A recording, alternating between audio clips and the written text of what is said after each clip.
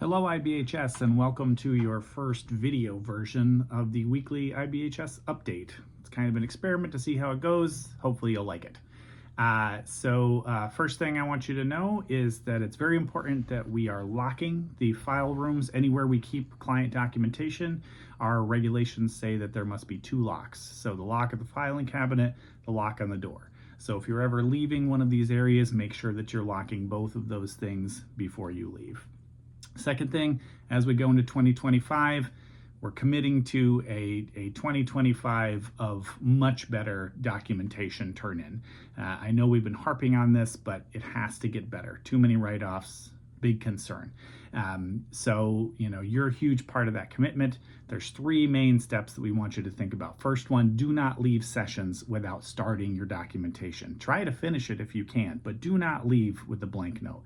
This is harder for group services, okay? But you do have time that you should be allocating towards completion notes. Second thing, corrections. Do them immediately. Don't wait on them, okay? So get them done as quickly as possible. Email your case manager or program manager after they're done so that we know that they're done. Third thing, make sure BCs and BAs that you are doing your clinical documentation on time.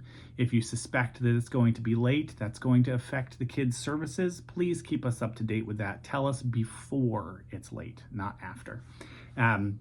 So that's going to be a big kind of punchline for us this year. Next thing is just your 2025 trainings, right? So you should be receiving your 2025 training plan within the next month or so. Usually they come out in February, just so we have time to kind of accumulate them.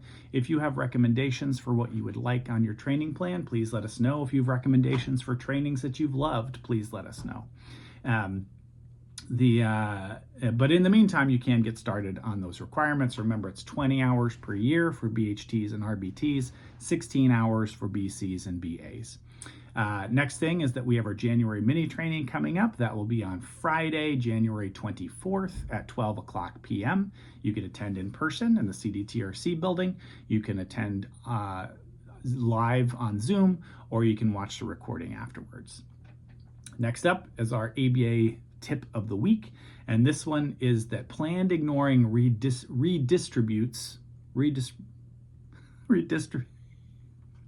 oh boy, I'm not re-recording that. Is that planned ignoring redistributes attention. It does not decrease it. This is worth watching just for that flub right there.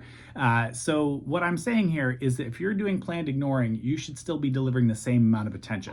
This is an attention bucket, a very small bucket. This is another attention bucket. Okay, this is the client's best day. This is the client's worst day. You should be emptying your entire attention bucket on both those days. Okay, so what does that mean? That on their really rough days, you really need to be vigilant for when you can be really pouring that attention on.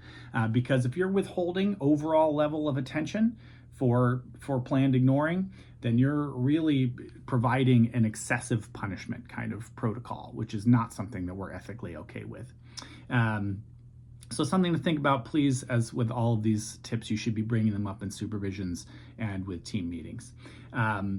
If you did watch this, please just email me the code word snickerdoodle. I really need some data on whether people are actually watching this or not. So email me just the word snickerdoodle. You can put in feedback or whatever if you'd like, but please email me that so I know how many people watched, and hold on to that code word just in case.